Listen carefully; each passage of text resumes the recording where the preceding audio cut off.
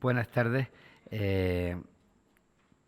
Para mí es un honor saludarles en este acto, que es un acto organizado dentro del programa de Tribunas del Hispanismo, dedicado en esta ocasión al hispanismo irlandés y muy en concreto un acto que tiene que ver con el homenaje que durante el día de hoy estamos desarrollando en honor de Ian Gibson, uno de los grandes hispanistas, de las referencias de la memoria democrática española y desde luego alguien que nos ha enseñado mucho. Él siempre ha confesado que su vida cambió cuando en el año 1965 viajó a Granada y decidió dejarse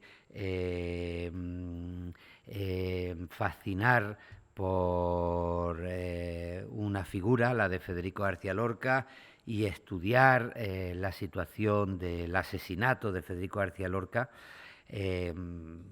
Creo que la cultura española, García Lorca le dio mucho, de eso vamos a hablar, pero las buenas identidades, las identidades democráticas son viajes de ida y vuelta. Y si la cultura española le dio mucho, él nos ha dado mucho a nosotros y a la cultura española. En mi trabajo como catedrático de literatura española, con mucha frecuencia he tenido que recurrir a los libros de Ian y he aprendido mucho de García Lorca, pero también de Rubén Darío, de Antonio Machado, de Luis Buñuel, de Salvador Dalí, del papel que poetas fundamentales de la cultura española jugaron en nuestra guerra civil, y hemos aprendido mucho también acompañando a sus aventuras ibéricas, pues de la realidad española, del recuerdo de la memoria española y de los sueños que los españoles y las españolas tenemos por delante. De manera que es un honor tenerlo aquí en esta tribuna dedicada al hispanismo irlandés, y quiero agradecerle a doña Sheila Maguire, embajadora de la República de Irlanda en España, a Juan Antonio Díaz López, profesor de la Universidad de Granada, y a Carmen Pastor, nuestra directora académica del Instituto Cervantes, por estar hoy en la mesa y desarrollar este acto que para nosotros tiene una significación especial, y le agradezco como siempre a Iberdrola su apoyo en las actividades culturales del Instituto Cervantes. Al decir nosotros, hablo institucionalmente en nombre del Instituto Cervantes, pero me van a permitir que pronuncie también la palabra yo. Decía esta mañana en el homenaje emotivo que hemos tenido en la Caja de las Letras que mi vocación literaria tiene mucho que ver con la lectura de Federico García Lorca, y mi vocación cívica tiene mucho que ver con el libro sobre la represión nacionalista en la Granada de 1936 y la muerte de Federico García Lorca, que Ian Gibson publicó en 1971 en Ruedo Ibérico. Vivir es recordar, y el recuerdo sirve para ir descubriendo aquello que quiso ser borrado, pero sobre todo aquello que uno quiere construir. Y en ese sentido la compañía de referentes de estudiosos, de hispanistas como Ian Gibson, para mí ha sido fundamental. Hace unos meses, en el verano granadino, yo corté de un árbol una granada y me la traje a mi casa de Madrid. La granada en la poesía clásica tuvo un significado, el de la hospitalidad. Granada no se llama Granada por la granada, tiene otra etimología, pero Granada hizo muy bien en identificar su nombre con el significado de la hospitalidad.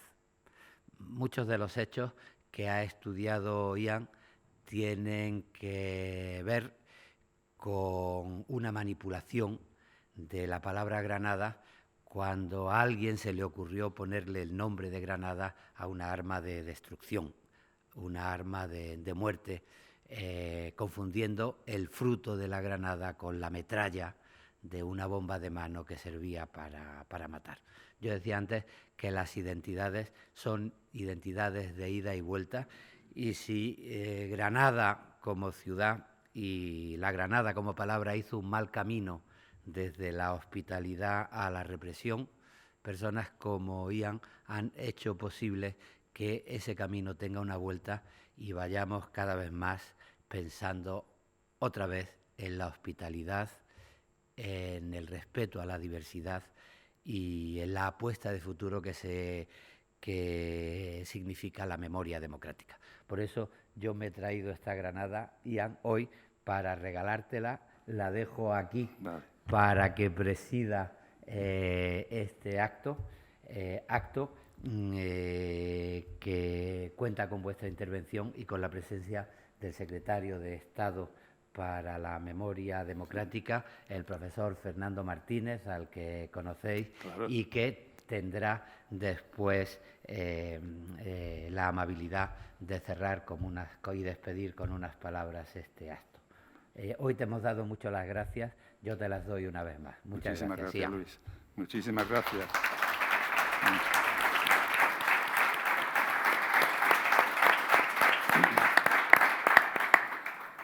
Muchas gracias, director. Buenas tardes. Como ya se ha dicho, celebramos hoy la 9ª edición de la Tribuna del Hispanismo, en esta ocasión dedicada al hispanismo irlandés y, sobre todo, para homenajear la trayectoria y la dedicación del hispanista Ian Gibson. Tenemos el honor de contar con 3 grandes invitados: a la embajadora de Irlanda, Sheila Maguire, cuya valiosa aportación, entre muchas cosas, seguro que podrá ser ponernos en contexto en la relación entre Irlanda y España. Contamos también con la presencia del profesor Juan Antonio Díaz para hacer de espejo y dejarnos ver, a través de una visión contrapuesta, la del español que estudia a los que nos estudian a nosotros, ¿no? El estudioso del hispanismo británico, la literatura británica sobre la guerra civil o la literatura de viajes sobre España. Y, por supuesto, contamos con el propio Ian Gibson, un hispanista irlandés internacionalmente conocido, que vive en España, que escribe en español y que parece amar observar a los ánsares en el coto de Doñana. Vamos a charlar, pues, con estos 3 invitados y vamos a dejar al final un espacio para las preguntas que puedan tener todos ustedes. Y yo les propondría empezar, estimada embajadora, hablando en general de las relaciones entre Irlanda y España. ¿Cómo son y cómo han evolucionado a lo largo de la historia? ¿Qué nos une y qué nos aleja? ¿En qué nos fijamos mutuamente unos y otros? Pues muchas gracias, estimada Carmen. Estamos aquí entre amigos. Si me permiten simplemente dar las gracias al señor director, al señor secretario de Estado. La verdad me complace enormemente estar aquí. Muchas gracias por tener esta oportunidad para reflejar sobre el hispanismo irlandés. Y me siento muy honrada compartir esta mesa, esta plataforma con Ian Gibson. No sé si sabes, pero que hace unos meses estuvimos juntos en Dublín, junto con Carol también, porque Ian recibió de las manos del presidente de Irlanda la distinción más alta que podemos ofrecer a un irlandés que vive en el extranjero. Se llama The Presidential Distinguished Service Award, y fue para agradecer, pues, su trabajo, su empeño y la manera de que por su trabajo ha llevado mucho honor a nosotros en Irlanda y ha levantado mucho el perfil de Irlanda aquí en España de una forma muy positiva. Estamos muy orgullosos de Ian. Y también estar aquí con mi amigo Juan Antonio. Yo tuve, pues, el placer de recibir la hospitalidad de Granada varias veces el año pasado en el Centro de Estudios Irlandeses en Granada. Un ejemplo del hispanismo irlandés muy vibrante que disfrutamos hoy día. pues Carmen, me has invitado a decir algo del contexto y pues los lazos irlandeses, españoles datan de la época prehistorial, de prehistoria, pero no pienso en ofrecerles un resumen de entonces hasta ahora, pero unos puntos quizás breves. Que en Irlanda creo que reconocemos o que hay un conocimiento de estos lazos entre Irlanda y España, lazos como he dicho que datan de hace muchos de siglos, y es algo que pues tiene resonancias en nuestra historia, nuestra cultura y nuestra literatura, tanto en inglés y también en nuestro otro idioma, el irlandés. Y quizás antes de meterme un poco en esto, estuve pensando antes de venir aquí en otros lazos que tenemos con el mundo hispanohablante, con el mundo de América Latina, y pensé en Borges, y que dicen que Borges, cuando tenía 9 años de edad, que publicó una traducción de Oscar Wilde del Happy Prince. Y es una muestra de estas conexiones que tenemos también con el mundo hispanohablante de América Latina. Y también Borges escribió mucho sobre Irlanda y temas irlandeses. Y dijo una vez que los irlandeses, bueno, su manera de tomar este idioma que fue impuesto, el idioma inglés, y adaptarse y convertirse pues, en su forma nacional, digamos, de su estilo propia, hasta que adaptamos a producir obras de escritores como Yeats, como Shaw, como Beckett, como Heaney, todos ganadores del premio Nobel. Y yo creo que estos grandes irlandeses han sido para nosotros embajadores por todo el mundo y que son apreciados mucho en el mundo de hispanohablante. Entonces, dejando de un lado estos lazos obvios de los escritores, quería simplemente decir, seguramente Ian va a comentar también de que pues, dicen que los primeros pobladores celtas de Irlanda viajaron a Irlanda desde Galicia, y fue otro gallego, Salvador de Madariaga, que dijo que los irlandeses efectivamente son españoles que se desorientaron y fueron a la deriva hacia el norte de Europa. Yo estoy totalmente convencido. Totalmente convencido de eso. Yo también. Sí, estoy totalmente convencido de que los irlandeses somos españoles. Vamos, esto me parece demostrado. Además, estoy sobre la pista, porque hay muchos topónimos celtas en toda la península ibérica. Sí. Cada día se descubre uno más, ¿no? Que es increíble. Y los celtas, bueno, en Irlanda, a mí me enseñaron muy mal el irlandés, el celta, el idioma. Nadie me explicó a mí en la escuela que el celta procedía de Europa. Era como si hubiera nacido allí por combustión espontánea, otorgada por Dios para el disfrute de los irlandeses, ¿no? Nacido allí el idioma. Yo no sabía nada del celta europeo, ahora sí que sé que eran del centro de Europa y que fueron más hacia el sur, Galia, y luego hasta la península ibérica. Y hay muchísimos topónimos. Segovia, por ejemplo, Segóbriga, Briga, significa fortaleza en celta. Hay muchas brigas en Irlanda. Hay Dun también, que es castillo, aunque Dun no se da tanto aquí, más en Francia. Pero hay muchísimos topónimos celtas en toda la península. Y esta Numancia hay los celtíberos. Y bueno, yo estoy convencido. Cuando yo vine aquí la primera vez, el año 57, y sentí el sol en las mejillas y me dieron una copa de vino, pero yo era de una familia bastante puritana que no bebía alcohol, no había alcohol en mi familia, pero empecé a beber aquí un poco también, ¿no? Vino tinto. Y el sol y el vino y todo eso, y el paisaje y la meseta, ¿sabes?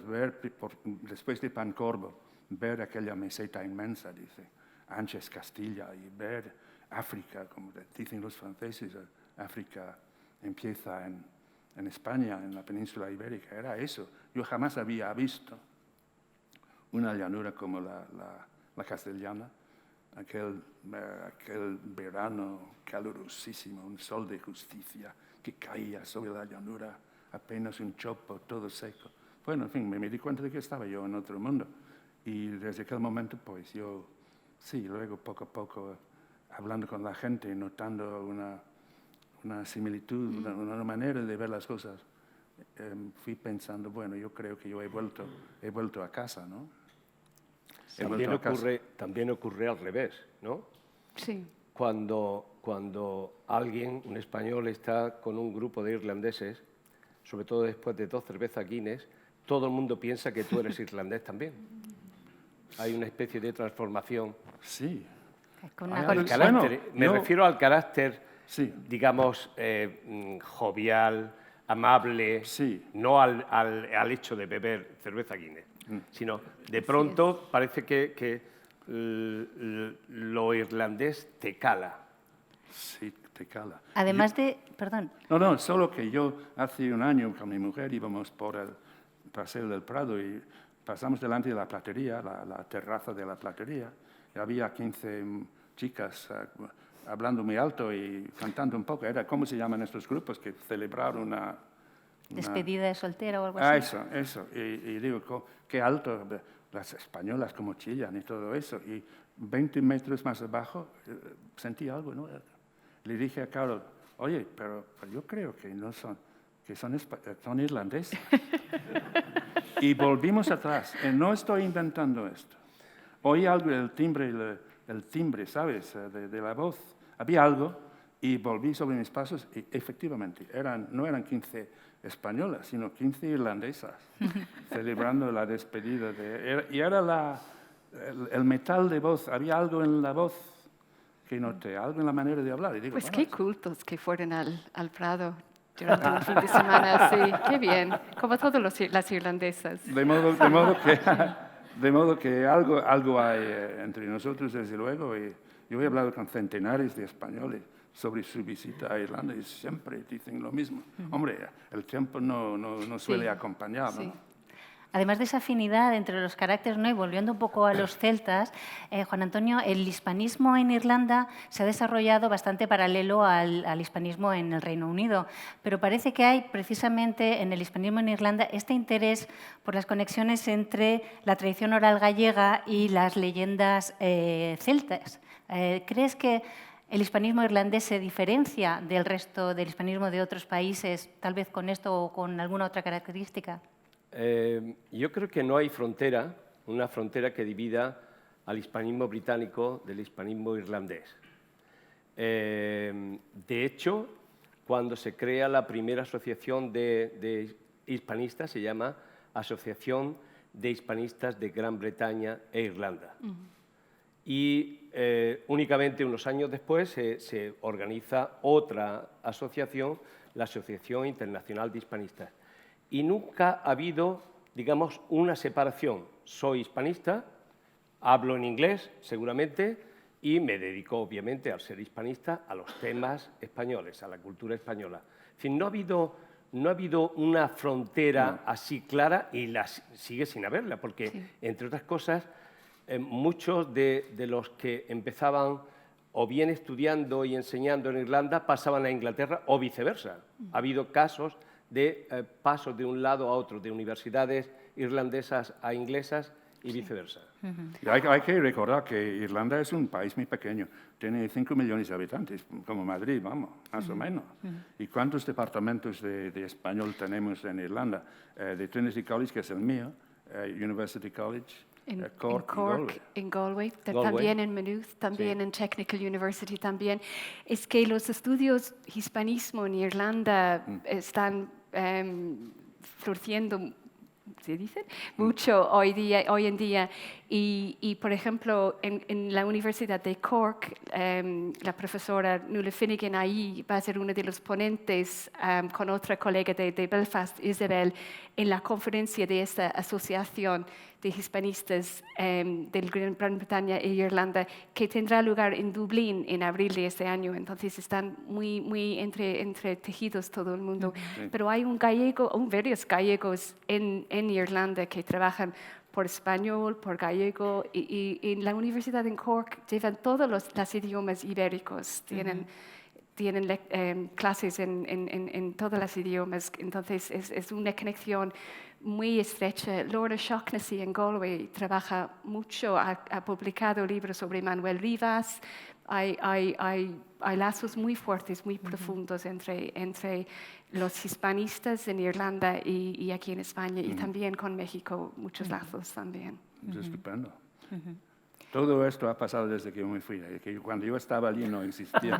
Tú Yo me el alegro pionero, muchísimo. sí, Yo me sí, alegro sí. muchísimo. Ha llegado el eco de tu trabajo. a No Highland. digo eso, no estoy diciendo Seguro. eso. Pero es muy No, vibrante claro. ahora. Y gracias también al Instituto Cervantes, el Víctor y todo el equipo que ayudan mucho este trabajo, porque muchos de los académicos también están trabajando como artistas también, produciendo su propia poesía o lo que sea, y sé que trabajan mucho con el instituto. Tal vez influyeron, no sé, Ian, a partir del siglo XIX, los llamados curiosos impertinentes, esos viajeros anglohablantes que venían a nuestro país, ¿no? Ford, el Borrow, el Irving con su bestseller. ¿Hasta qué punto crees que en la España que ellos dieron a conocer en sus países tuvieron una importancia en el desarrollo del hispanismo, y también cómo crees que nos veían entonces y qué imagen dieron de España en sus respectivos países? Bueno, solo podría contestar en parte tu pregunta. Lo que sí que es un fenómeno increíble que conoce perfectamente Juan Antonio, de los viajeros británicos, algún irlandés, pero eran sobre todo británicos, ¿no? Y algún francés también, pero británicos. El descubrimiento del Oriente en Occidente fue lo más grande, ¿no? El descubrimiento de la Alhambra, del Generalife, de la Giralda, todo esto. España de las tres culturas. Sí, porque antes los británicos, claro, eran gentes con dinero, no eran turistas como hoy, eran gente con Richard Ford, por ejemplo, con muchos medios, ¿no? Y no venían aquí. Y el Grand Tour, iban a Francia, iban a Italia, iban a ver la vida de Adriano, iban hacia Roma, y nadie venía aquí. Pero de repente, con la guerra de la independencia y el descubrimiento de la Alhambra, como he dicho, de Oriente, nadie sabía, ¿no? ¿Cómo era posible que había un castillo árabe en el sur de España? Eso fue un descubrimiento increíble. Y creó una fascinación en Europa. Empezaron a cruzar los Pirineos, a bajar desde arriba y ver lo que había en el sur de este país, y dio lugar a toda una literatura. También Chateaubriand y tantos libros inspirados por Andalucía. Pero sobre todo era eso, de descubrir que había una parte de Europa que tenía una cultura oriental no desconocida. Esto fascinó a los románticos. Un viajero incansable... Sí, perdón. De cualquier forma, la imagen de España, fuera de España, ha ido oscilando. En el caso, por ejemplo, de Gran Bretaña, con Irlanda es algo especial, porque con Irlanda había una serie de afinidades que hacía que la imagen no fuera exactamente igual que la de Gran Bretaña. Pero la de Gran Bretaña empieza, obviamente, hasta la Edad Media, incluso hasta el Renacimiento. Había, paralelo a la historia, había una serie de casamientos a propósito para tener buenas relaciones entre los países, ¿no? Entonces, podemos hacer una lista de, por ejemplo, de reinas de Inglaterra que son de origen español, ¿no? Pero cuando llega el hecho del enfrentamiento entre Isabel I de Inglaterra y Felipe II y todo el asunto aquel de la Armada Invencible, empieza a crearse una imagen muy negativa, la famosa leyenda negra, de España, pero obviamente era por el enfrentamiento, digamos, a nivel bélico, ¿no? Eso se mantuvo durante todo el 17 y prácticamente el 18. Y como ha dicho Ian, es en el 19 cuando esa imagen pasa al lado contrario. Se tiende a sublimar, se tiende a engrandecer todo lo que se encuentra en España, sobre todo en el tema del exotismo oriental, ¿no? No había que ir a Egipto, ni a Arabia, ni a Marruecos, porque todo eso lo tenían en España. Coincide además con una alianza estratégica desde el punto de vista militar. El enemigo a batir es Napoleón. España e Inglaterra se hacen aliados y yo, por ejemplo, tengo en mi casa un diccionario que se hizo en 6 lenguas, se hizo a finales del siglo XVIII y lo utilizaban los oficiales británicos para defenderse en 6 lenguas porque, lógicamente, estaban peleando en Francia, estaban peleando en España y necesitaban de pronto echar mano de un diccionario. Entonces, eso fue muy útil y ellos fueron los primeros, casi los primeros, que empezaron a contar historias al volver de lo que habían visto y de lo que habían oído. Eso luego, con el tiempo, llegaría a los grandes nombres. Hemos mencionado a Ford. Sí, porque también los franceses también escribían a casa y estuvieron en la Alhambra. Y casi la tiraron abajo, ¿no?, antes de irse. Es decir, que todo esto creó una fascinación con el sur, con Andalucía. Y luego, continuando con la historia, llegamos a los años 30, la Guerra Civil Española. La Guerra Civil, si habíamos tenido con el enfrentamiento entre Isabel I y Felipe II la leyenda negra, luego la imagen romántica, con la Guerra Civil ocurren las dos al mismo tiempo. Los que apoyan la República tienden a magnificar los logros de la República y a verlo todo, no en positivo, en muy positivo, mientras que los detractores era totalmente lo contrario. Pero, digamos, esa oscilación está como muy señalada dependiendo de las alianzas estratégicas o del, digamos, el enfrentamiento concreto en un periodo concreto. Hablaremos de la época de la guerra, pero antes querría hablar un momento de otro viajero incansable, Gerald Brennan, o Don Geraldo, como lo llamaban en su pueblo de las Alpujarras, ¿no? Usted ha dedicado su legado precisamente a su maestro, como le llamaba. Ha dejado en el legado Viaje al sur de Granada e Historia de la literatura española, en la Caja de las Letras. ¿Qué nos podría contar de Brennan? Bueno, yo no presumo de haberle conocido íntimamente. Es decir, era yo mucho más joven. Pero yo leí, durante mi carrera en Dublín, leí la historia de la literatura española, que fue para mí una maravilla de frescura. Brennan, claro, es un autodidacta. Él estuvo en la Gran Guerra, en las trincheras de Flandes, ¿no? Y no pudo ir a la universidad. Y cuando estaba allí en aquella situación horrible, terrible, de guerra y tal, estaba soñando siempre con el Mediterráneo. Él tenía una vocación mediterránea y estaba soñando allí con una choza. No sabía si en Italia o en Provenza, tampoco pensaba ya en España, no. el sur mediterráneo, ¿no? Y toda la guerra soñando con eso. Y finalmente, claro, Italia, el cambio era malo, Francia era muy cara y tal, y finalmente llegó a España. Me parece que desembarcó en La Coruña o por allí, por el norte, y fue... 1919. Sí. Terminada la guerra y finalmente pues, encontró su pueblo en Granada, en Jaén. Y, hombre, yo tardé en conocerle. Yo le conocí cuando había salido mi libro sobre, que ha hablado Luis, el asesinato de García Lorca del año 71, y llevé un ejemplar a Brennan y luego le dediqué el libro, porque no le quería molestar antes, pero había leído su capítulo sobre el asesinato de Lorca en la faz de España. Pero hablando en general, era muy inglés.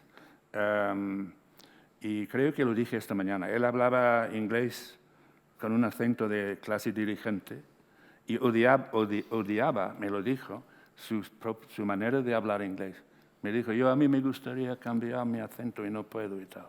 Porque tengo muchos triptongos, como hablan ellos, la clase, la élite inglesa, ¿no? Hablaba así, porque era un producto de las escuelas privadas y su padre militar y tal. Era muy inglés. Y hay una biografía fascinante de Gerald por Jonathan Gathorne Hardy, que yo no sé hasta qué punto se conoce en España. ¿Está traducida al castellano? ¿Se ha traducido? Sí. ¿Sí? William es el experto en este tipo de debates y de bibliográficas. Está traducido, ¿no? Pero no creo que haya tenido mucha difusión. Pero es una biografía muy reveladora. Claro, en la tradición británica de la biografía, ¿no? Y se ve que Brennan tiene una vida privada. El castillo interior, me parece que es el subtítulo del libro. Era un hombre, en el fondo, bastante tímido. No te decía toda la verdad de lo que había sido su vida privada. Era de difícil acceso íntimo. Yo, por lo menos, no tuve nunca con él una amistad íntima. Pero ahí están los libros. Y a mí, al sur de Granada, influyó en mí de una manera muy poderosa. Brennan quería tener su propia vida, quería escapar de aquella Inglaterra todavía muy puritana y con la cosa de la clase alta y tal, y quería vivir su vida a tope. Yo también quería vivir mi vida a tope. Yo me quería escapar de aquel Dublín que para mí era entonces asfixiante. De los años 50, no se podía conseguir el Ulises de Joyce, por ejemplo. Era imposible conseguir el Ulises, bajo cuerda de vez en cuando, pero era así. Hoy es el héroe nacional, obviamente, James Joyce, pero entonces era muy difícil. Había un arzobispo en Dublín que era tremendo y era un sitio de mucha represión sexual y yo no sé, yo me quería escapar. Primero a Inglaterra y luego a Europa. Y claro, Brennan me ayudó mucho en ese sentido, creo que no exagero al decirlo. Mi mujer y yo vino un momento en que queríamos vivir en Europa, queríamos escaparnos de las islas, no la pequeña, la irlandesa y la otra, la más grande, al lado. Queríamos llegar a Europa, primero Francia y luego con la muerte de Franco bajar un poco más al sur, que es lo que hicimos. Pero Brennan era muy inglés, ¿no? Y realmente tuvo poco contacto con los escritores Muy poco. españoles, ¿no? Brennan en su pueblo, con sus amigos ingleses, subiendo por los vericuetos alpujarreños a verle, Virginia Woolf y los amigos. Lytton Strachey. Lytton Strachey también, claro. Todos ellos. Siguió siendo muy inglés y con muy poco contacto con los escritores españoles. Sí, solamente con Julio Caro Baroja. Sí, con Caro Baroja sí que tenía... Y escribe una prosa maravillosa, realmente es un gran prosista, ¿no? Hay algo que quiero añadir, porque seguramente tú lo recordarás también. Él cuenta que su madre había estado en España cuando él era niño Sí. y le había traído un regalo, que eran unas postales de la Alhambra y un trozo de turrón. Y él cuenta que ponía las postales así delante y se comía el turrón y decía, parecía que me estaba comiendo la Alhambra. Es decir, ya llevaba, la Alhambra ya la llevaba dentro desde pequeño. Sí, además la Alhambra con carámbanos, si mal no me acuerdo creo que la madre estuvo en Granada y cayó una helada, una cosa rarísima, y vio carámbanos en la Alhambra, ¿sabes? Bueno, y él tuvo una mala suerte tremenda. Cuando llegó a Granada por primera vez, absolutamente despistado, era un otoño de esos lluvioso, y llegó a ver la Alhambra. Él tenía paludismo, me parece que era, una enfermedad de esas raras, y se fue a ver la Alhambra, y cuando vio la Alhambra bajo la lluvia, él estaba enfermo, con fiebre y todo eso, dijo, ¿y esto es la Alhambra? Parece una una gitana embarrada, dice literalmente, ¿no?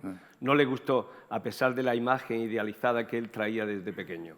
Sí, sí. Y luego tiene una descripción que es increíble de la colonia británica que vivía entonces en los años 20 en la colina Roja, cerca de la Alhambra. Había una colonia de gente muy excéntrica, ¿no? ¿Te acuerdas de aquel grupo? Y uno de ellos había estado en la India y tenía una casa rara. Y que aquí salían cada atardecer. ¿Te acuerdas de la ceremonia? Sí. Que cuenta Brennan. Y la dueña de la casa decía, era muy inglesa, ¿no? Ahora tenemos que salir a la baranda, bebé. Y salir toda la concurrencia, salir a ver algo. Este algo era los últimos rayos del sol dando en las cumbres, en el Veleta, las cumbres más altas de Sierra Nevada, que teñidas de rosa. Y había un silencio total, no se podía hablar. Y cuando llegaba el momento de desaparición del el último rayo, había como la gente, todo el mundo entraba otra vez a tomar una copa porque habían cumplido con la ceremonia de la señora Temple, se llamaba, ¿no? El rito, sí. El rito, eran gente rara, los ingleses de la... Y el cónsul británico, que yo tuve la suerte de conocerle, que además figura en un romance de Lorca, el romance de Preciosa y el aire, el cónsul de los ingleses, que vive más arriba de los pinos y todo eso, le da a la gitana una copa de ginebra, que Preciosa no se bebe. Este cónsul está inspirado en un señor que se llamaba William Davenhill, que yo tuve la suerte de conocer, y a su hermana Maravilla, que hacía las copas más fuertes de Andalucía. No sé qué metía en su cóctel, pero vamos, salías de la terraza de los Davenhill totalmente borracho. Eran los supervivientes de la colonia descrita por Brennan en su libro. Es un libro maravilloso, qué bien escribe, cómo transmite su pasión por las cosas españolas, ¿no? Ese es uno de los capítulos más interesantes del libro. Sí, lo es. De Brennan también hay que decir, porque estamos hablando de hispanismo, y hay que decir que Brennan es hispanista por casualidad. Es decir, él quería ser escritor, como su amiga Virginia Woolf y como Lytton Strachey, escribir biografías como Lytton Strachey. O Pritchett. Exactamente. Pritchett también, que es un grande. Sí. Claro, pero resulta que cuando hacía una propuesta a una editorial, decía, no, que va, esto... El caso es que en 1933 y 1934, 2 años consecutivos, llegó a publicar 2 novelas que únicamente tenemos los que hemos estudiado a Brennan, ¿no? Obviamente no se han traducido ni nada. Sin embargo, al saber los de las editoriales que él vivía en España, decidieron hacerle encargos sobre temas españoles. Entonces, no es el primero, pero en el 57, cuando se publica South from Granada, al sur de Granada, fue un encargo, oye, ¿tú no tienes algo de tu vida en la Alpujarra? ¿Eso es lo que queréis que escriba? Sí, ¿por qué no cuentas tus experiencias ahí, no? Y ahí aparece, pero lo mismo le ocurre con todos los demás.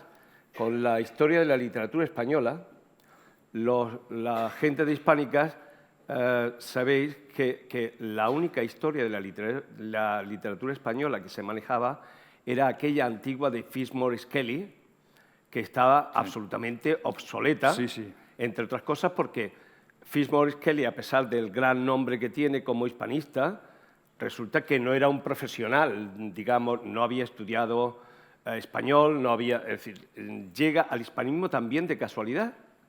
Y a Brennan todo es así, es decir, el laberinto español exactamente igual. Bueno, ibas a decir, sí. ¿Qué ocurre? ¿Por qué se están matando los españoles? Claro. No entiendo nada.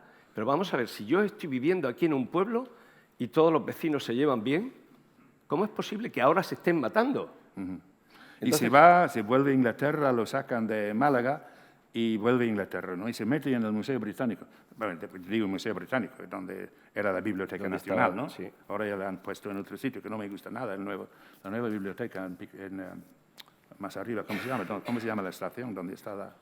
En fin, entonces era el Reading Room La sala de lectura de la British Museum era un sitio sagrado, era maravilloso. Y Brennan se mete allí y decide, él era así, ¿no? Vamos a ver, ¿cómo se ha producido esta guerra? ¿Cuáles son las raíces de la guerra civil? ¿Cómo ha sido posible? Y empieza a investigar y produce el laberinto español, que, bueno, es un milagro del libro. Y Gabriel Jackson decía que lo más grande del libro eran las notas a pie de página. Pues que esto lo dijera Gabriel, que es otro gran hispanista que murió hace poco tiempo. Bueno, tú le conocías mucho, William, ¿no? Es una pena que no le hayamos hecho a Gabriel un homenaje a tiempo. Ya no podemos, pero en fin, póstumo sí podemos.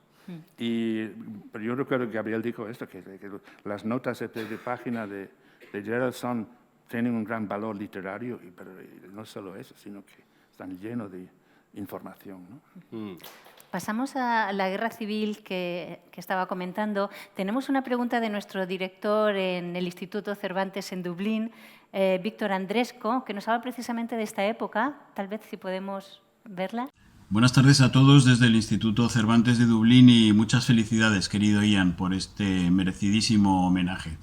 Me he dado cuenta de que pronto hará 40 años de la aparición de Un irlandés en España, ese libro magnífico que a mí me ha ayudado tanto a comprender Irlanda, sobre todo ahora que vivo aquí, y que creo que es además una excelente pista para comprender que tu largo y tenaz trabajo de más de 50 años es también la autobiografía de alguien consagrado a la lucha por la paz. Y creo que quienes trabajamos en el mundo de la cultura y de la lengua tenemos por eso una especial deuda de gratitud contigo.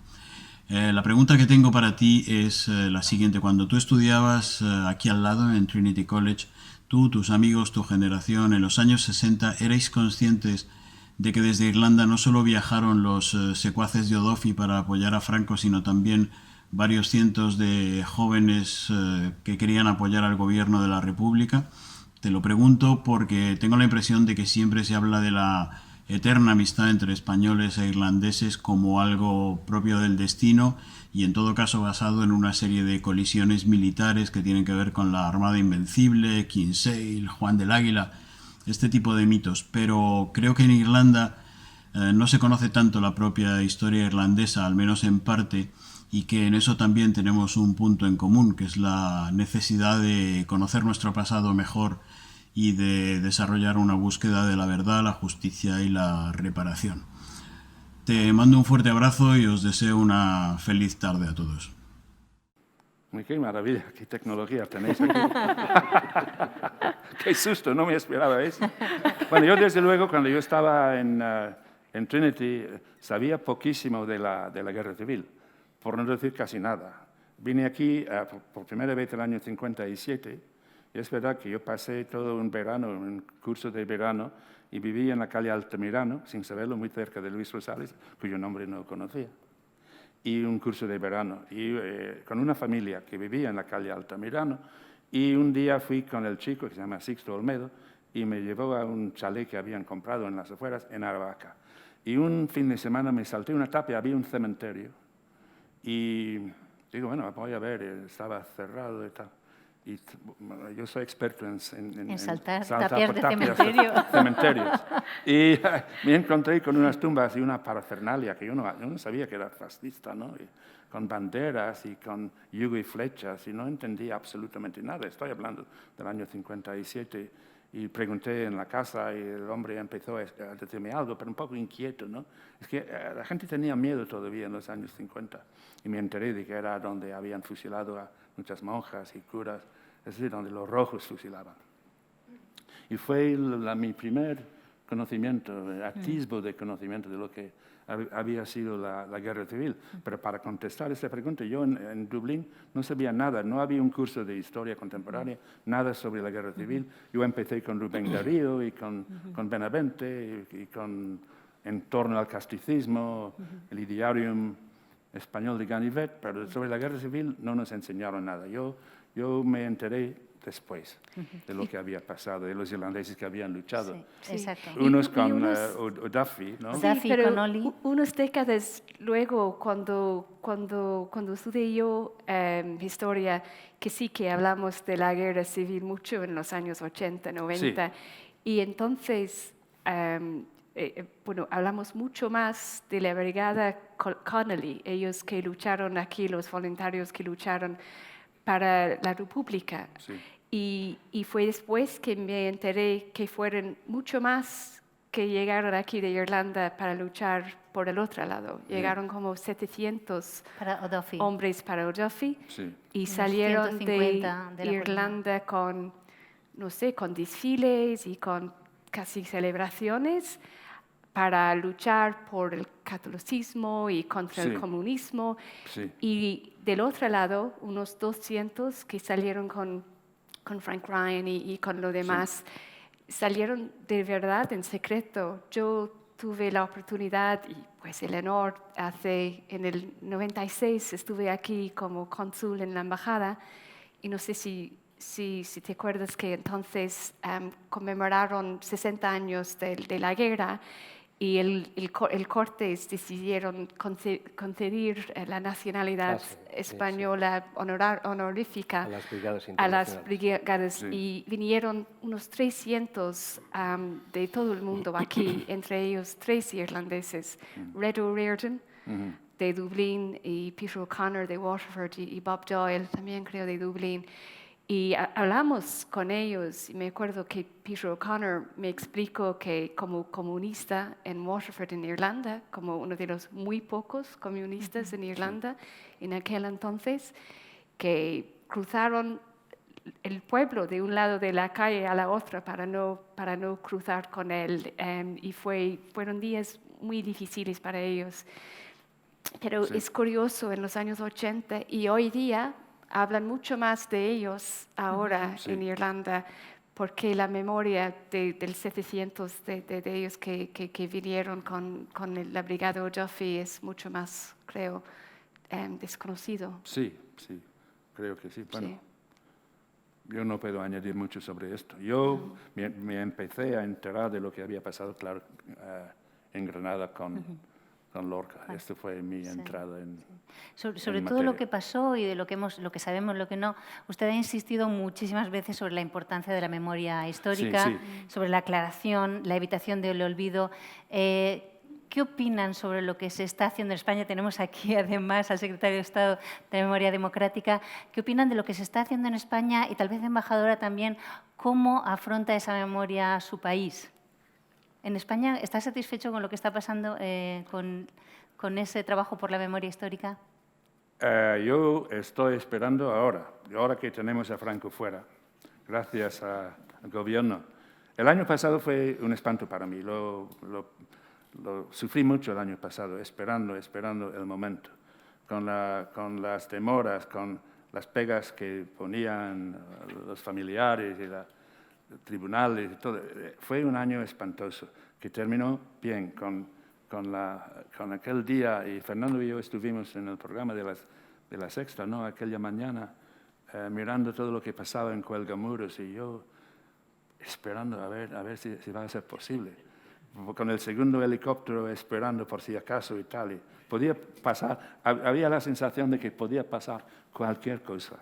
Y finalmente subió el helicóptero y se llevó a Franco. Finalmente, yo sentí un alivio, era como si se hubiera levantado de mí un poco la luz de Franco, ¿no? De mi alma, por fin estaba fuera.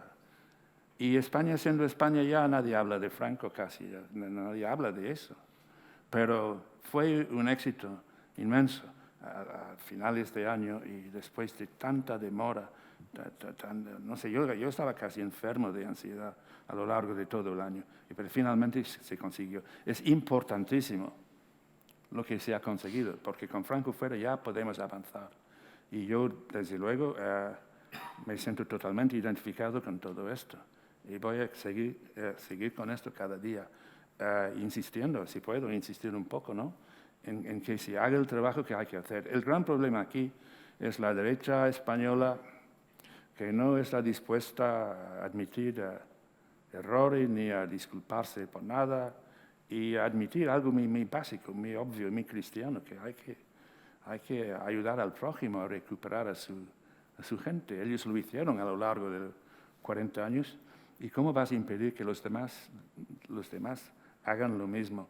Hasta que esto no se haga, hasta que no terminemos con todo esto, este país no va a ser el gran país que puede ser. Yo tengo la convicción de que España tiene un futuro inmenso. Bueno, yo creo en la República Federal Ibérica. Yo soy iberista, ¿no?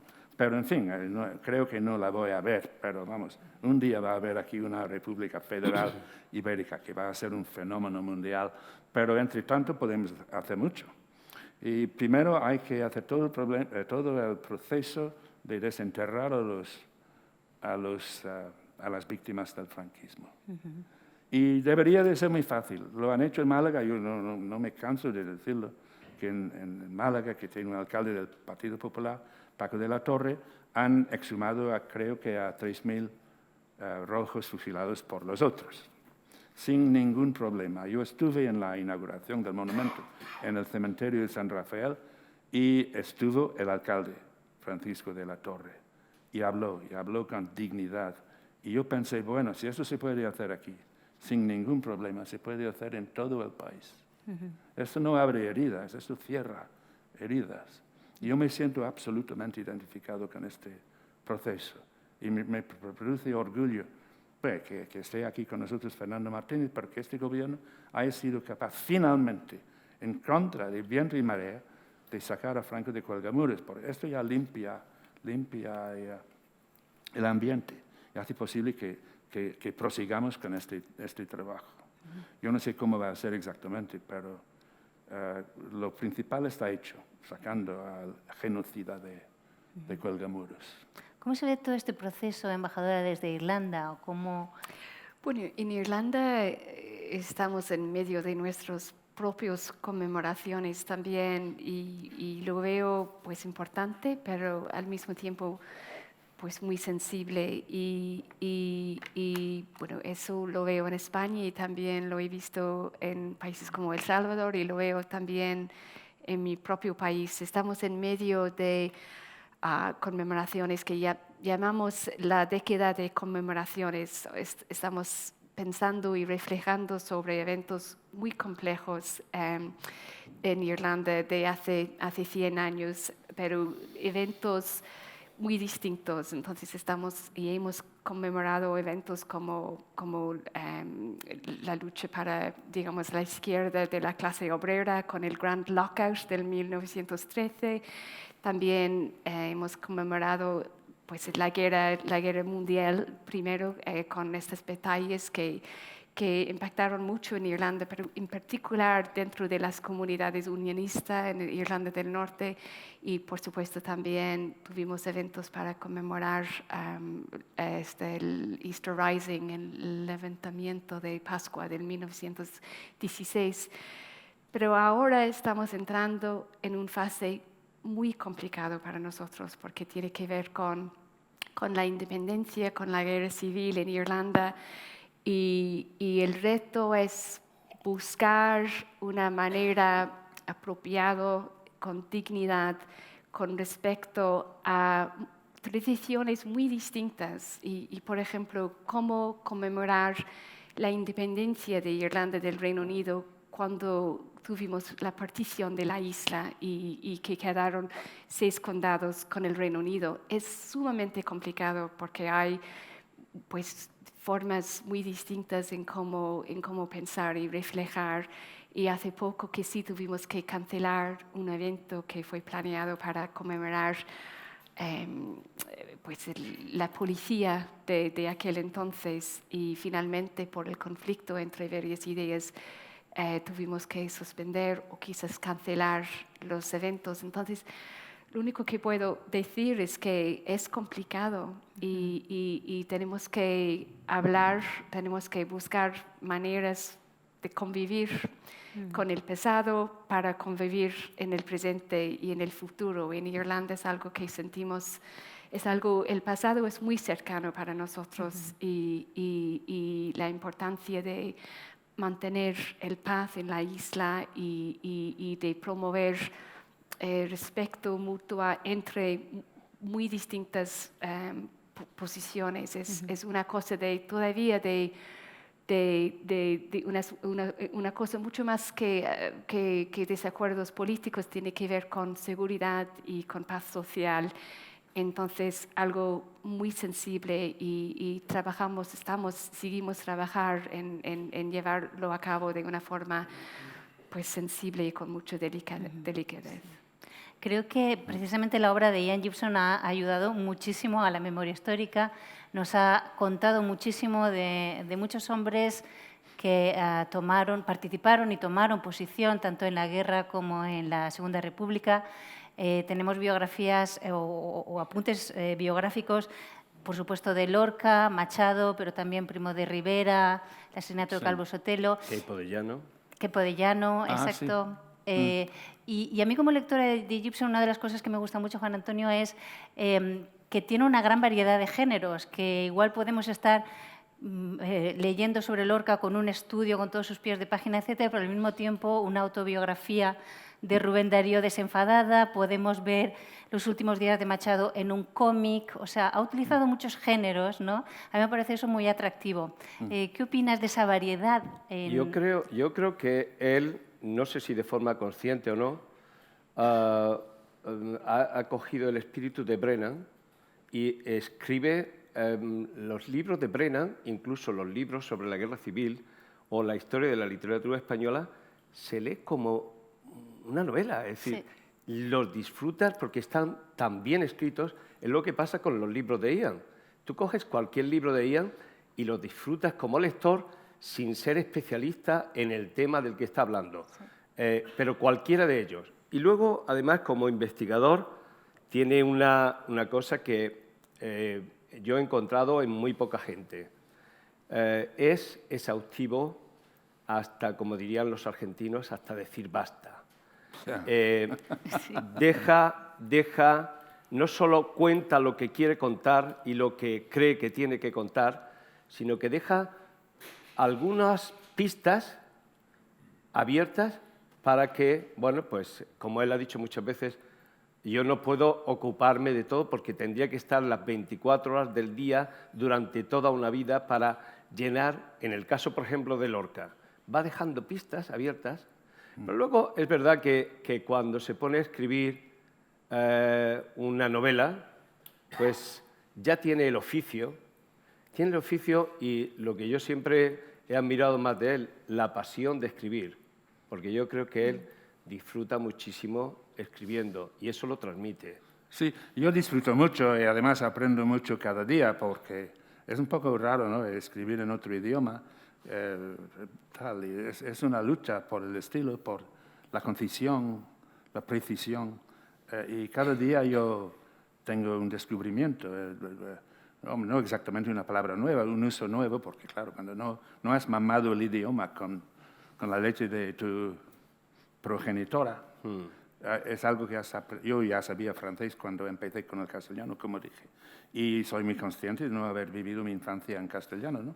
De modo que es un trabajo, me alegro mucho de que alguien encuentre un texto mío como claro y limpio y ameno, ¿no? Pero esto, claro, es verdad que es el resultado de mucho trabajo, ¿no? Pero, repito, es una aventura, es una cosa extraordinaria escribir en dos idiomas y aprendes mucho con cada frase, con cada ejercicio. Pero además, tú tienes unos intereses muy variados. Es decir, en tus últimos libros has hablado de todo prácticamente, de todo lo que realmente te interesa a ti. Has viajado, has hablado de arqueología, has hablado de historia. Sí. Yo recuerdo cuando todavía no éramos amigos, escuchándote en una conferencia, dijiste algo que para mí pues fue una sorpresa y un hallazgo, a pesar de que yo había leído el libro. En Al sur de Granada dijiste, lo más importante de aquí es toda la descripción de la sierra con su botánica, con sus estructuras geomórficas, todo aquello. Y yo ese capítulo realmente lo había pasado porque dije, Bueno, no me interesa mucho la botánica y no me interesan las rocas, voy a pasarlo. Cuando te escuché a ti, volví al capítulo y dije, ah, claro, está aquí, está muy bien escrito realmente, Pues ¿no? muchísimas gracias, pero claro, Brennan tiene eso, que te abre los ojos. Él va bajando por una rambla seca y ve un arbusto con flores maravillosas. Y tiene que saber cómo se llama, no sabe, de modo que le preguntan a un campesino cómo se llama. Sí, esto es una adelfa, señor, es una adelfa roja, ¿sabe? Y va apuntando y luego busca la etimología o encuentra en Virgilio una referencia a esta planta mediterránea que es maravillosa, ¿no? Y todo eso, le interesa todo, es muy como un hombre del Renacimiento. Además, ha ceñido la espada, ¿no? Ha estado en la guerra, ¿no? Un poco como Garcilaso de la Vega. Sí. Y es poeta, no hemos dicho, pero Brennan también es poeta, ¿no? Sí. Pero sobre todo su curiosidad. Luego yo recuerdo cuando subimos a Jaén, ¿te acuerdas, Carlos, que cuando fuimos a ver la casa de Gerald la primera vez y salió una vecina muy enfadada? Ustedes han venido a ver a Brennan siempre exageraba, no contaba la verdad, lo que nos dice de nosotros no es verdad. Y luego después, bueno, también es verdad que la gracia del cuento está en el aumento. Me dice la vecina. Yo lo apunté en mi librito. Por supuesto, no había oído aquello, ¿no? La gracia del cuento está en el aumento. Y él aumentaba mucho y inventaba mucho y exagera mucho y todo eso. Bueno, será verdad o no lo sé. Pero desde luego es fantástico como le interesan las rocas, le interesan las plantas, le interesa la ornitología, la gastronomía, los burdeles de Almería. ¿Cómo es capaz de inventarse un capítulo sobre Almería y luego resulta que era inventado? Vamos a pasar precisamente... Y es uno de los capítulos más interesantes del libro y luego él confesó, no, eso me lo inventé todo. Sí, sí. Vamos a pasar precisamente también a una descripción de un escritor irlandés que nunca estuvo en el sitio que describe, y es una pregunta, o en realidad dos preguntas, que nos hace el director del Instituto Cervantes en Manchester, Francisco Oda. Hola a todos los asistentes a esta tribuna del hispanismo irlandés. Tengo dos preguntas para nuestros invitados, especialmente para Ian Gibson. Estas preguntas tienen que ver con dos de los grandes escritores irlandeses y su relación con el hispanismo. Por una parte, William Gist estuvo en el Gibraltar español.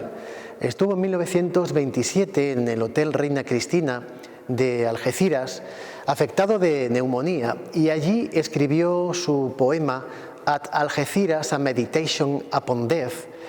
Y me gustaría conocer o saber por qué se le ha dado tan poco espacio en el hispanismo a este acontecimiento, ¿no?, de Gist en España y en el campo de Gibraltar. Pero curiosamente, otro de los grandes de la literatura irlandesa, como es James Joyce y su Ulises, dedica al final, en el monólogo de Molly Bloom, un retrato a Gibraltar, al Gibraltar inglés, pero también al Gibraltar español, a lo que hoy conocemos como el campo de Gibraltar. Y hace un retrato de las ciudades de Algeciras, de San Roque y de La Línea.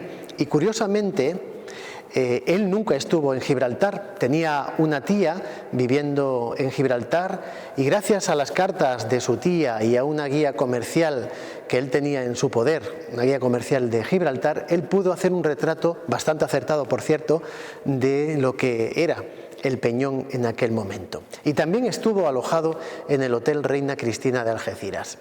Me gustaría saber cómo dos grandes de la literatura irlandesa han coincidido en enfocar parte de su obra en una zona muy concreta de España. La verdad, me llama mucho la atención y no sé si tienen algo que decirme al respecto.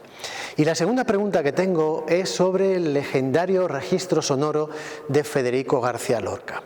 Es cierto que conocemos alguna pieza sonora como a Federico García Lorca tocando el piano con la Argentinita, y luego hay una leyenda respecto a un registro sonoro que existe cuando él visitó Argentina en el año 33 y 34. Se dice que ese registro está en algún lugar, pero me gustaría saber hasta qué punto esto es una leyenda o es verdad.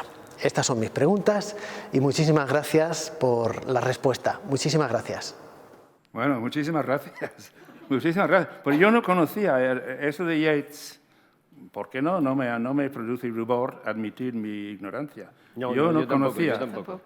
La primera pregunta, pues no sabía lo de Yeats. Pero ya lo sabemos. Sí, ahora vamos a leer esta noche Sí. misma voy a leer el poema. Así es, hay que aprender cada día, ¿no? Yo trato de hacerlo. No sabía nada de Yeats. El hotel, desde luego, me interesa muchísimo, porque el Hotel Reina Cristina de Algeciras, allí Lorca pasó una noche o unas noches con su amante de entonces, Rodríguez Rapún, que fue el secretario de la barraca, y el hijo de Menéndez Pidal, Gonzalo, tenía una foto de ellos juntos en los jardines del Hotel Reina Cristina de Algeciras. Y no hemos podido resolver el enigma, no sabemos exactamente cuándo fue, porque los papeles y toda la documentación del Hotel Reina Cristina se perdió. Yo traté de localizar el libro de registro de huéspedes y tal, y esto ha desaparecido. Pero es un hotel mítico, ¿no? El Hotel Reina Cristina de Algeciras. De modo que yo lo de Yeats no lo sabía y agradezco esta información para seguir la pista y ver este poema. Antes hemos hablado de dos bandos irlandeses apoyando cada uno a un bando, al republicano, al franquista. Yeats, obviamente, apoyaba al bando franquista. Eso sí está claro, porque tuvo un cierto acercamiento al fascismo. Era muy amigo de Ezra Pound, que bueno, al final de la Segunda Guerra Mundial, Ezra Pound, por sus manifestaciones, él tenía un programa de radio en el que lanzaba, era una especie de Queipo de Llano, lanzando esas soflamas fascistas, y claro, al terminar la guerra, los americanos se plantearon qué hacemos con este loco, y lo trataron como loco, y fue a un manicomio. No fue a la cárcel, fue a un manicomio. Y ahí terminó Ezra Pound. Y ellos eran muy amigos. Sí, bueno, esto lo vamos a investigar. Yo voy a empezar esta noche a informarme acerca de este aspecto del asunto. Por lo que toca a Joyce, ya estamos sobre tierra más firme, ¿no? El monólogo de Molly Bloom es algo increíble, único en el mundo. Y claro, ella nace en Gibraltar. ¿Por qué nace Molly en Gibraltar? Yo creo que tiene que ver con Nora Barnacle, la mujer de Joyce, que era de Galway. Galway tenía una relación comercial muy importante con Andalucía y Joyce decidió, bueno, por algún contacto con alguien de Gibraltar, decidió localizar allí toda la secuencia que encontramos al final de Ulises. Pero es increíble porque Joyce jamás puso los pies en España, que sepamos, aunque yo sé que hay una teoría según la cual parece ser que hay una especie de teoría que flota por ahí, según la cual él habría pasado, pero yo no creo que estuviera nunca en España, era un genio de los idiomas, ¿no? Y hay constantes alusiones a España, al español, tanto en Ulises como en Finnegan's Wake, que yo me leí hace medio año, me costó un trabajo leer Finnegan's Wake. Dios mío, es el libro más difícil que yo he leído en mi vida y creo que es el libro más difícil del mundo entero. Como dublinés, pues, aprendí muchísimo, pero perdí la mitad, mucho más. Es un libro que habría que leer y releer y releer. Y, bueno, es tremendo, tremendo. Pero Joyce, yo creo que es un homenaje a Nora realmente, todo el final de la novela con Molly. Pero es curioso que Molly sea mitad española, la madre es española. Sí, claro, Luna Laredo, ¿no? Exactamente. La madre de Molly es una andaluza y el padre es un militar en Gibraltar y toda su adolescencia. Y claro, es un libro, el libro se prohibió enseguida en Inglaterra, en Estados Unidos, desde luego Irlanda nada, porque jamás se había entrado un escritor en la mente, en la sexualidad de una mujer como Joyce en el monólogo de Molly Bloom. Fue terriblemente chocante para la mentalidad protestante y supongo que la católica también. Y es tremendo porque Joyce evoca, a través de Molly Bloom, evoca un Gibraltar absolutamente convincente, ¿no? Cada calle, los nombres de las tiendas. Claro, él tenía una guía que era de Henry Field, la guía de Gibraltar y tal, y ahí sacó mucha información. Pero todo lo que leemos allí es totalmente convincente. Las luces en Algeciras y los barcos y los moros, es extraordinario. Es un homenaje a Molly, a Nora, yo creo, pero también a España. Hay muchísimas frases españolas correctas, además, ¿no? Porque Bloom dice, Molly no se acuerda de nada. Bloom dice, mi mujer que nació en Gibraltar y ha olvidado todo lo que sabía del español, ¿no? Pero claro, Molly está dormido y no ha olvidado nada. Incluso hay una receta para un pisto madrileño, ¿no? Está lleno de referencias a España. El libro es un milagro. Vamos. Yo quería añadir una cosa que creo que es interesante, posiblemente muchos de ustedes lo conozcan. Damaso Alonso tradujo Retrato del artista adolescente y se puso en contacto con Joyce para contrastar la versión, y hay, no sé dónde estarán esas cartas, cartas cruzadas entre Damaso Alonso y Joyce hablando de bueno, pues cosas que corregir en la traducción. Y sabemos que Joyce estaba encantado con que se le tradujera al español, ¿no? Que entonces era la primera traducción que se había hecho de él. Después ya se han hecho, como muy bien sabemos, José María Valverde hizo la primera y luego nuestro amigo García Tortosa hizo todo lo demás, porque él ya se ha dedicado, no sé cómo lo ha terminado, loco, García Tortosa, con Finnegan's Wake. No sé, no lo he visto en años, pero la traducción de Ulises es muy buena, sí, desde luego. De Tortosa, digo. Sí. Sí, es magnífica. Muy bueno. Tal vez antes de dar paso a nuestro público, estaba la pregunta sobre el registro de voz de Lorca. Ojalá, bueno, pero parece... Yo no, la voz de Lorca. Bueno, tenemos a Lorca tocando el piano, acompañando a la argentinita. Y por lo menos tenemos eso, ¿no?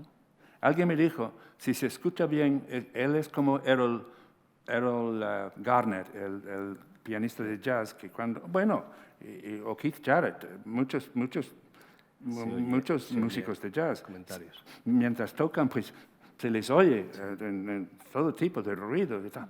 Y alguien me dijo, si escuchas bien estos discos de Federico, se le oye, se oye la voz. ¿Sabe? Pero yo he escuchado miles de veces y no he oído nada, una decepción terrible. Luego hay trozos de película donde aparece hablando, pero sin sonido. Es una frustración terrible. El amigo de la pantalla dice que en Argentina. Bueno, que yo sepa, esta voz no se ha descubierto todavía. Yo sigo pensando que esta voz tiene que estar allí, probablemente en Montevideo, donde tenían una tecnología muy avanzada. Entonces, y tampoco hay razones de que hubiera desaparecido el archivo, no lo sé. Pero Lorca estuvo cada noche en la radio, en Buenos Aires y en Montevideo, incluso con programas emitidos hacia España, ¿no? Y es el poeta de su generación que más recitó en público. No le gustaba ver el poema impreso, él quería transmitir el poema en persona, en directo.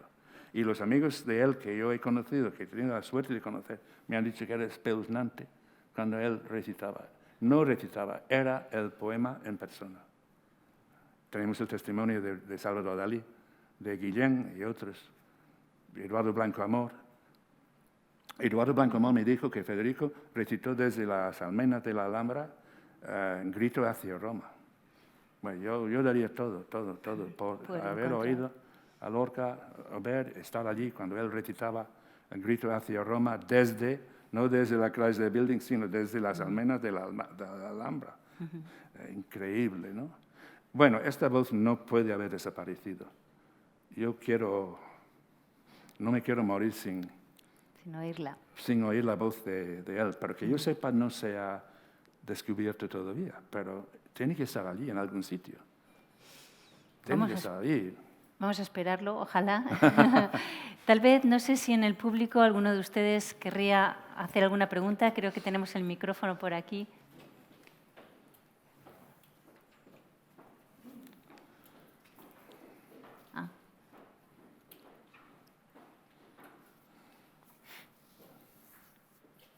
Bien, yo mientras llega el micro, he dejado sin decir algo que es importante porque estamos hablando de hispanismo irlandés y quiero romper una lanza por el hispanismo irlandés. Hay que decir que el epicentro del hispanismo irlandés es Trinity College.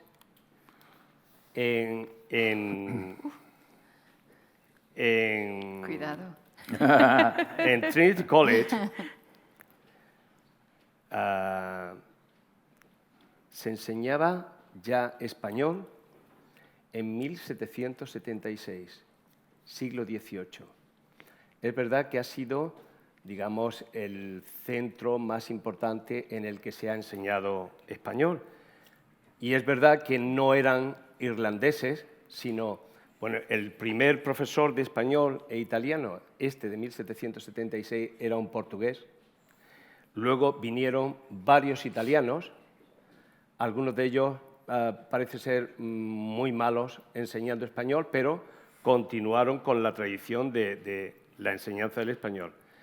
Pero en 1834 la Universidad Católica Newman impone la enseñanza del español en Dublín también. Sí. Es decir, hay, bueno, y luego personajes. Tú mencionabas el otro día, hablando del tema, a Riley, al que conociste. Riley fue el jefe del departamento de español cuando yo empecé. Y él, claro, era un experto mundial en Cervantes. Su libro de teoría de la novela en Cervantes es un libro grandísimo. Era un poco seco como profesor, no tenía el carisma de otros, ¿sabes? Sí. Incluso a mí me resultaba un poco aburrido, ¿no? como catedrático. Pero luego me di cuenta de que sus libros sobre Cervantes son extraordinarios, ¿no? Pero había gente más carismática todavía.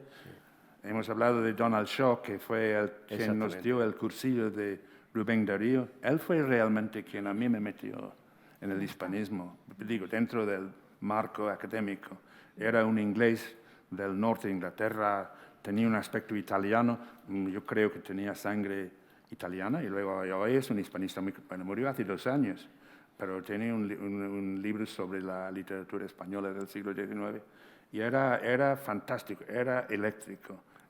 Sus clases eran extraordinarias. Él hablaba, vamos, eran como con pequeñas mini conferencias, ¿no?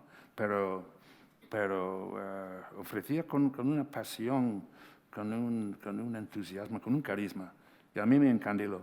Y Rubén Darío, fue para mí el puente, ¿no? Entre Francia y España. Cuando yo me di cuenta de que había un poeta llamado Rubén Darío, que había estado en contacto con París, que había estado en París, que había conocido incluso a Paul Verlaine, que escribía en francés de vez en cuando, empecé a leer su obra. Además, he traído conmigo, porque lo compré aquí en Madrid, en el año 57, tengo la fecha puesta aquí al principio, en la edición Aguilar de Crisol, aquella maravillosa colección de libritos encuadernados en piel, pues pone aquí Gibson en Madrid, 29 de agosto del año 57.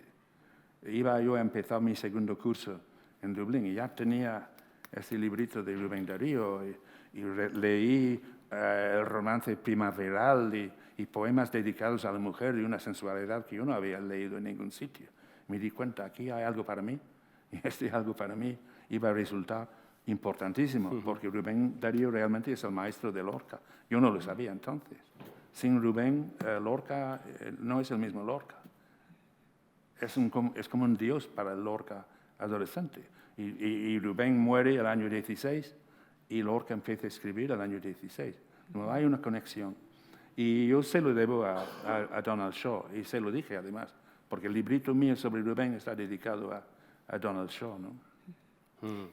Damos tal vez paso, si me permitís, al público, porque el tiempo pasa volando y no les hemos dado espacio, por favor. No, es una observación. Hay un ausente aquí Ah, en la excelente tertulia, digamos, y es Walter Starkey, Sí, es verdad que no hemos hablado de Es cierto. que además irlandés, Yo iba a mencionarlo que ahora. fundó el Instituto Británico,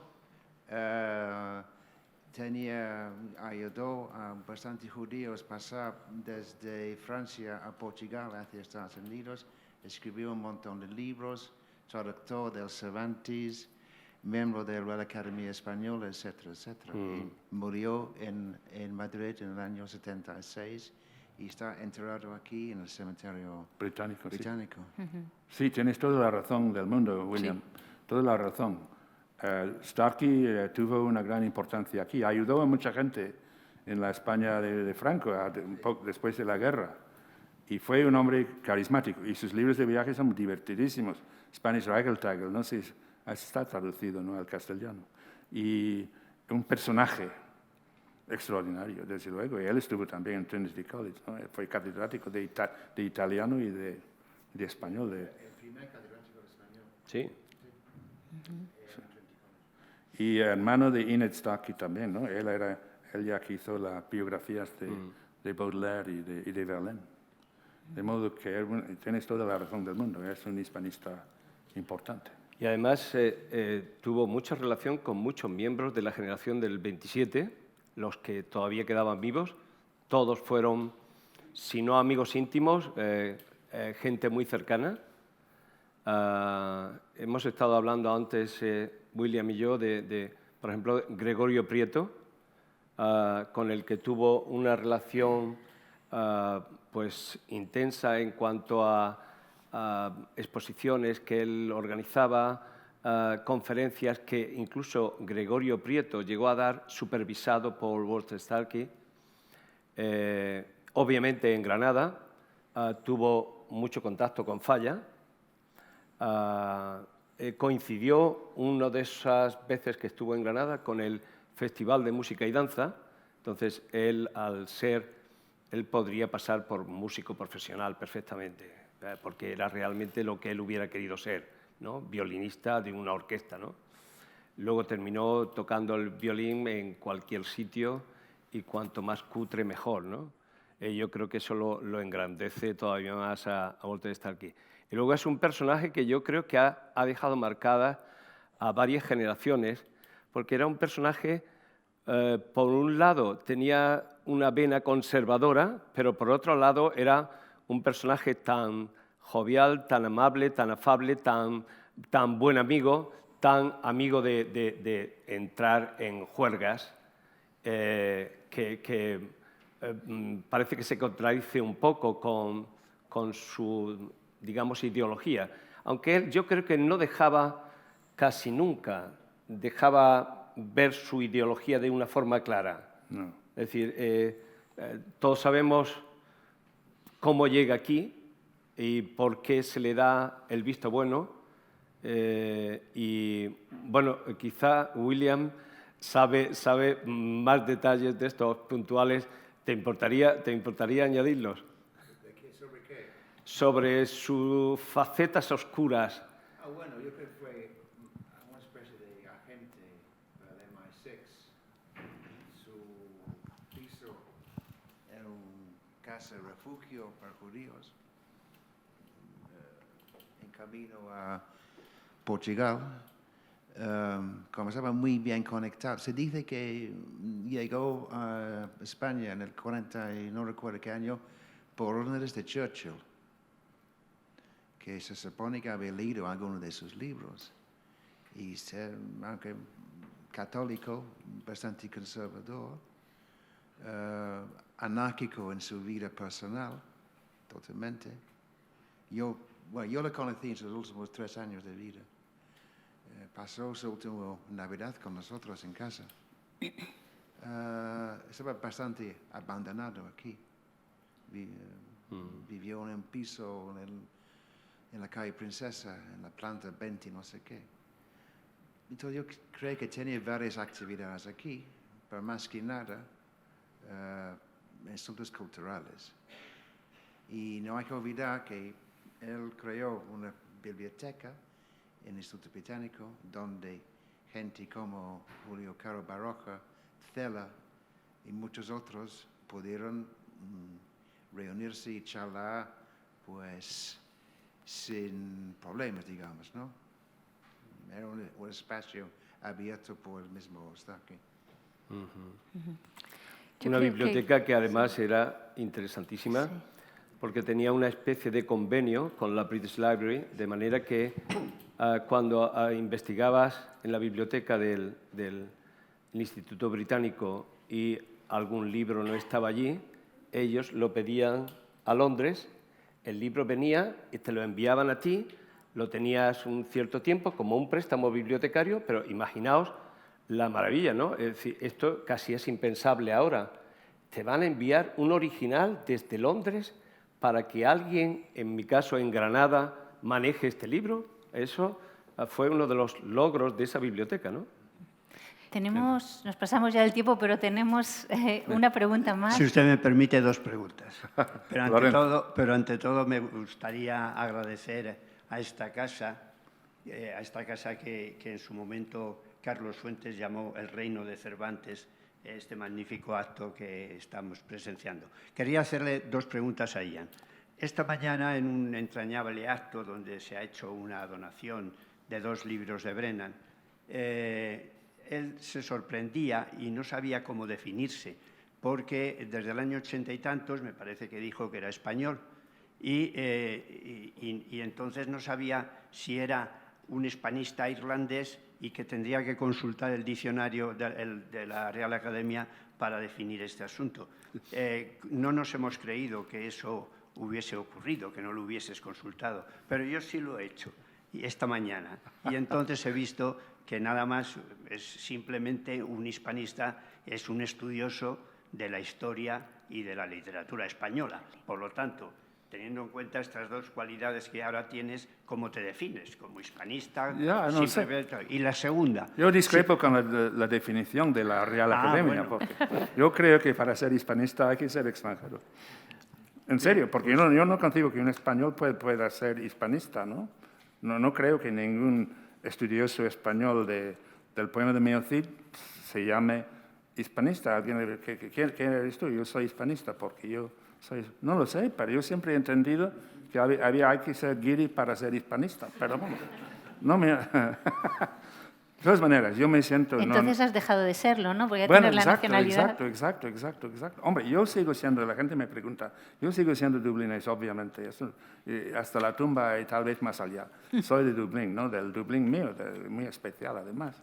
Pero me siento totalmente en casa aquí. Es perfectamente compatible. Yo creo que se puede ser dublinés y se puede ser europeo y francés y todo a la vez. Y odio el nacionalismo. Me preocupa lo que está pasando aquí con Cataluña. Me parece una locura este nacionalismo cerril, cuando el mundo está cada día más globalizado y aquí hay tanto que hacer. ¿Para qué tener problemas que realmente no deberían de existir? ¿Por qué no podemos convivir con todo el mundo? Ser local y ser europeo y mundial y cósmico, si es posible, ¿no? La segunda es que en alguna ocasión, creí entenderte que Brennan te aconsejó escribir en inglés. Sí. Teniendo en cuenta que tú, como nos has dicho ahora, no has mamado, no mamaste la lengua española, ¿por qué lo hiciste? Porque vi un momento en que tenía que escribir en español. Vamos, eso es tu pregunta, ¿no? Sí. Sí, pero él me dijo, yo no puedo, es que cuando yo lo imito, ¿no? Porque él hablaba así, solo yo lo digo en español, pero hablaba así, yo no lo haría, dice, porque me estropearía mi estilo en inglés. Brennan me dijo, yo no escribo en español, no lo voy a hacer porque sé que influiría negativamente en mi dominio del inglés, de la prosa inglesa. Y es posible que, bueno, yo entiendo esto, porque a veces pienso, bueno, tal vez, pero lo que hace Paul Preston, por ejemplo, escribe todo en inglés, alguien le traduce, y el último libro, que es increíble, es de este tamaño, sobre la corrupción, aquí, el pueblo maltratado y tal, sale al mismo tiempo en inglés y en español. Yo jamás he hecho esto. Siempre lo he hecho directamente en castellano, porque cuando a mí me traducen, yo me di cuenta, es decir, que las traducciones eran malísimas. Y digo, yo prefiero hacerlo yo mismo, con alguna errata, con algún error, alguna torpeza, pero por lo menos es mi castellano. Y dice lo que yo quiero que diga, pero si me traducen no tengo esta esta seguridad. En fin. Agradecemos mucho que lo hayas hecho. Pues no lo sé. Sí, sí. Pero lo dije antes y ya no voy a decir. Para mí es una aventura. Ayer me pidieron para El País, ¿sabe? Nuestro amigo Luis Mantilla, para la carta, carta blanca. Y escribí una carta a Brennan. Querido Gerald, te quiero decir que me han invitado. Y claro, alguien te pide un artículo, ¿no? Esto puede llevar horas y horas. O sea que no es fácil para mí, pero sé hacerlo, pero necesito tiempo. Y cada vez es un descubrimiento, un sonido que no te habías fijado, la repetición de una palabra exacta. No es nada fácil, pero es una aventura. Y a mí me gusta la aventura. Mi hispanismo ha sido una aventura. Ha sido inventar libros. 20 libros, por cierto, 20 libros con anticipos que ya no hay. Yo no sé cómo la gente joven puede empezar a publicar cuando ya no hay los anticipos que había. A mí me llamaba Rafael Borrás, que era mi amigo de Planeta. Dice, mira, ha ido muy bien el libro de Dalí, pero hay que sacar algo más de eso, ¿no? Vamos a hacer un libro sobre Lorca y Dalí. Mira, yo te propongo, yo te doy tantos euros, dedicas un año, me haces el libro. Así yo he hecho 20 libros. Una especie de mecenazgo, ¿no? Pero ya no hay eso. De modo que yo no sé cómo pueden los jóvenes... Bueno, supongo que las redes sociales, pero yo no sé, es muy difícil. El mundo editorial ha cambiado brutalmente. Bien, yo quiero acabar por unir a lo que dijo las primeras palabras de la embajadora, recordando el homenaje, el reconocimiento que se le hizo a Ian hace poco en Dublín por parte de la presidencia de Irlanda. Yo le he dicho a Ian que no es bueno recibir tantos homenajes porque quiere decir que te vas a morir pronto, ¿no? Pero, no me sorprendería. Pero acabo, es una broma. Está en plena forma. Bueno, está en plena forma. Yo quería, granadino. ¿Cómo son los españoles, Yo quería recordar que el otro día, hace tan solo 4 días, Ian recibió un premio muy especial que es la Medalla de Oro de Granada. Ian no la pudo recibir, fui yo en su nombre y yo se la he traído hoy aquí para entregársela. Mi medalla. Bueno, no, hombre, esto es una sorpresa, no sabía eso. Muchísimas gracias. Hombre. Ian. Así es. Bueno, muchísimas gracias. Muchísimas gracias. Bueno, es increíble esto de recibir un premio del Ayuntamiento de Granada, ¿no? Y la verdad, voy a decir la verdad, yo no me atreví a ir porque me temía lo peor. Y porque Granada es un sitio muy difícil. Lorca dijo que tenía la peor burguesía de España y claro, allí lo mataron. Allí hay todavía mucha gente muy de ultraderecha. Y yo no quería provocar una situación desagradable. Y por lo que me ha contado Juan Antonio, había mucho militar con mucha medalla y mucho cura y mucha cosa mustia en el acto, ¿no? De modo que yo me alegro muchísimo de que tú me tomaras el relevo. Convivencia. Yo no quiero insultar a los granadinos, ni muchísimo menos. Estoy pensando en un acto así lleno de gente que jamás me habrían dado esta medalla. Fue una ¿cómo decirlo? Fue una iniciativa de Unidas Podemos y de la gente de izquierda de Granada para que me diesen la medalla. Pero yo creo que había gente que jamás me habrían dado la medalla. Esto para mí era muy difícil de digerir, de ir allí y provocar un problema. No quería. Yo creo que tú eres mucho más diplomático que yo. Y sé que lo hiciste muy bien y que leíste mi pequeño texto de agradecimiento. Pues desde luego, agradezco muchísimo esta medalla. Lo mejor fue con esto acabo ya, lo mejor fue la definición que hicieron de Gibson. Dijeron, es un granaíno que tuvo la mala suerte de nacer en Irlanda. Bueno, no está mal. Tengo que luchar un momento aquí, just decir una cosa. Cuando dijo William de una ausencia de Walter Starkey, que efectivamente estoy totalmente de acuerdo, pensé también en todas las mujeres irlandesas que han venido aquí. En particular estuve pensando en Kate O'Brien y quería simplemente decir algo de Kate O'Brien, no decir algo de ella, simplemente una frase de ella, porque Ian habló de escapar de Irlanda y de huir, pero también habló de descubrimiento y de su aventura ibérica, y que para mí su vida es así, es un descubrimiento no simplemente para él, pero para nosotros todos, de vuestro país y para nosotros de vuestro país. Y en Mary Lavelle, Kate O'Brien dijo, en inglés dijo, to go to Spain, to be a freelance, to belong to no one or family or person. Yo creo llegar aquí y empezar, crear, inventar, pues qué maravilla. Y simplemente quería terminar con esta reflexión de mi parte. Muy bien. Muy bien, magnífico. Qué estupendo y qué broche de oro, nunca mejor dicho, como esto para terminar esta charla. Realmente no me esperaba recibir aquí la medalla de Granada, en vez de en Granada misma. Y solo decir que hay un proyecto en Granada que creo que es maravilloso y yo me identifico con el proyecto, que es reabrir el río Darro, que transcurre por el corazón de Granada. Es un río muy pequeño, tiene 18 kilómetros de recorrido, pero en Granada va cubierto en un túnel. Y Antonio Cambril, que es diputado ahora del Ayuntamiento de Granada, ha tenido la idea de, como homenaje a Lorca, de ver si es posible reabrir un río que, según Ganivet, jamás debió de haber sido tapado.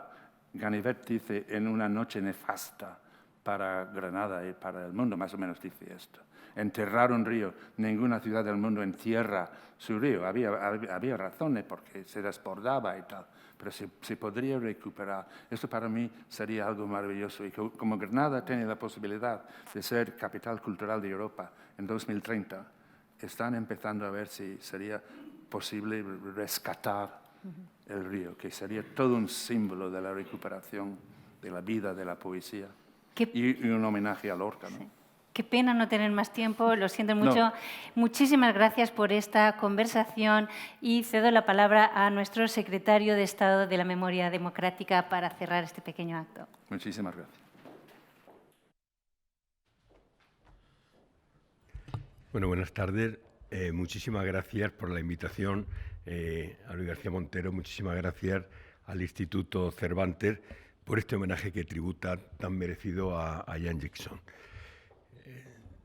Me sumo y el Gobierno explícitamente quiere sumarse a este homenaje y especialmente el presidente del Gobierno y la vicepresidenta primera del Gobierno me han transmitido que te felicite y que le hubiera gustado estar aquí, pero en estos momentos están con las votaciones en el Congreso. Así es que el Gobierno se suma a este merecido homenaje que te tributa, en este caso el Instituto Cervantes. Yo conocí a Ian Gibson en una zona tan granadina y de tanta investigación como la Casa de los Tiros, donde estábamos. Yo recuerdo que eran mis últimos años de estudiante de Historia, antes de licenciarme, que ya estaba pensando en qué tesina realizar. Y entonces me fui a la Casa de los Tiros y allí me encontré a Gibson, me encontré a Antonio María Calero, que ya estaba terminando su tesis doctoral sobre la historia del movimiento obrero granadino, y yo quería seguirla con el estudio del movimiento obrero en los comités paritarios. Esta es la primera imagen que tengo de Gibson en Granada y concretamente en un sitio de investigación que es la Casa de los Tiros, donde estábamos viendo los periódicos. Y concretamente yo trabajaba muchísimo en aquellos momentos el defensor de Granada. Y mirad por dónde, después de seguirlo, leerle toda la obra de Gibson, que me ha apasionado siempre y lo he admirado desde aquel momento, tanto a él personalmente como a su obra, vengo a retomar el contacto realmente con Gibson el día en que el Congreso de los Diputados acuerda mayoritariamente exhumar al cadáver del dictador. Estábamos los dos en la tribuna, Televisión Española nos sacó muchísimas veces a los dos, nos emocionamos ampliamente y después nos fuimos a hacer un brindis a un bar de a Manolito, efectivamente. Ahí volvimos a retomar y después hemos retomado bastantes veces el contacto precisamente con temas de memoria histórica, con temas de memoria democrática. A mí, yo todavía recuerdo una entrevista que le hicieron a Jackson, creo que en el año 17, en el que decía que un país decente no puede tener tirados muertos en las cunetas. Y decía exactamente, da asco y vergüenza. Así exactamente. Aquello me impactó en un momento en el que precisamente el actual presidente del Gobierno, que entonces era secretario general del Partido Socialista, me llamó. Yo estaba en la Universidad de Granada de Almería con mis proyectos de investigación sobre memoria histórica y me llamó para dirigir desde el Partido Socialista la ejecutiva, lo que era la responsabilidad, la Secretaría Ejecutiva de Memoria Histórica. Y hablando mucho con el actual presidente del Gobierno, con Pedro Sánchez, llegamos a una conclusión y es que había que darle un gran impulso a la memoria democrática y a la memoria histórica. Y especialmente, en primer lugar, sacar los restos del dictador del llamado Valle de los Caídos y después hacer un programa muy potente de exhumación de los cadáveres de republicanos y republicanas que yacen en las fosas comunes. Y después hacer mucha pedagogía con temas de la memoria, de los valores, de las virtudes democráticas, de contar en los institutos, de contar en las escuelas, de contar en las universidades, porque de la única manera que podemos combatir realmente el olvido. Y partíamos de una idea. Esto no es una cuestión, como muy bien decía Jan, de reabrir heridas. Esto es una cuestión de cerrar heridas que aún están abiertas. Nadie mejor que los que estamos muchas veces a pie de fosa. Cuando vemos a esas mujeres de 90 años esperando que pudiera salir en algunas de esas exhumaciones su padre o aquellos que quieren todavía a ver si pueden recuperar a su abuelo, cuando le decimos lo mismo, es muy difícil dar con tu padre o dar con tu abuelo. Y entonces nos dicen algo que es muy importante. Todos, absolutamente todos los que están ahí son mis padres o son mis abuelos. Muchísimas gracias por lo que estáis haciendo y por lo que vais a impulsar. Yo aquí esta noche puedo decir claramente que la tarea más importante que tenemos en esta legislatura es precisamente un plan cuatrienal muy potente de sumación de las fosas comunes. De Censo Nacional de Víctimas. Es curioso, en este país, cuando damos cifras, siempre damos estimaciones.